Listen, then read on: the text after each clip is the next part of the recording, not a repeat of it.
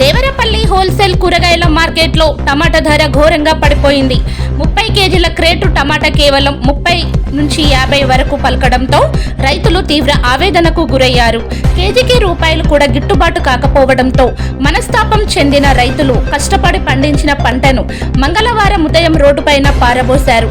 మిగిలిన రైతులు సైతం రోడ్డుపైకి వచ్చి తమ నిరసన తెలిపారు. అనకాపల్లి జిల్లాలోని దేవరాపల్లి హోల్సేల్ కాయగూరల మార్కెట్ ఏదైతే ఉందో దీనికి 100 ఏళ్లు చరిత్ర కలిగినటువంటి కాయగూరల మార్కెట్ ఇది. ఒకప్పుడు వంకాయ బరంపురం, ఒరిస్సా, ఇతర రాష్ట్రాలకు వెళ్ళినటువంటి చరిత్ర కలిగినటువంటిది ఇది. ఇక్కడ దేవరాపల్లి వంకాయ అంటే అత్యంత పేరు కలిగినటువంటి మార్కెట్ ఇది. దీన్ని ఈరోజు దళారీలు ప్రభుత్వం నిర్వీర్యం చేసి రైతాంగాన్ని ఈరోజు సర్వనాశనం చేసేటువంటి పరిస్థితికి ఈ రోజు పాలకవర్గాలు తీసుకొచ్చాయి. ప్రధానంగా ఈ రోజు టమాటా సీజన్ అటువంటిది ఈ రోజు వచ్చింది. టమాటా సీజన్ లో రైతులు ఎకరాకి 30,000-40,000 రూపాయలు పెట్టుబడి పెట్టి టమాటాలు పండిస్తే వాళ్ళేమో ఇక్కడ మార్కెట్ తీసుకొస్తే కొనే నాదుడే లేడు. 30 రూపాయలకి 50 రూపాయలకి టమాటాలు ఈ రోజు దళారీలు కొనేటువంటి పరిస్థితి ఉంది. ఒకవేళ దాచుకుందామంటే ఇక్కడ కోల్డ్ స్టోరేజ్ కానీ నిలువ నీడలేటువంటి పరిస్థితి.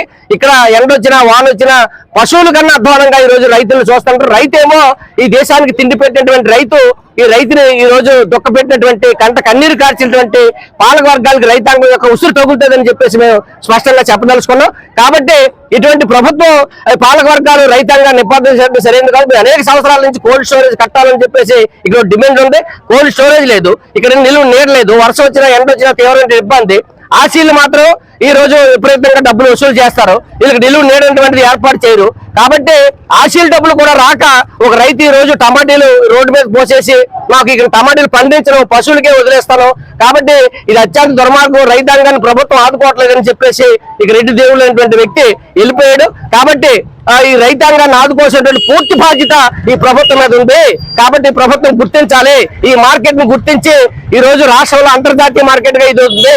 అటువంటి మార్కెట్ నాశనం చేయడం సరైనది కాదు. దళారీలు నివారించండి, ప్రభుత్వం కొనుగోలు చేయండి, మద్దతు ధర ఇవ్వండి, నిలువ నీడవండి, వాళ్ళు కోల్డ్ స్టోరేజ్ కట్టండి, రైతాంగానికి ప్రోత్సహించండి అని చెప్పేసి ఈ సందర్భంగా మేము తెలియజేస్తా ఉన్నాం.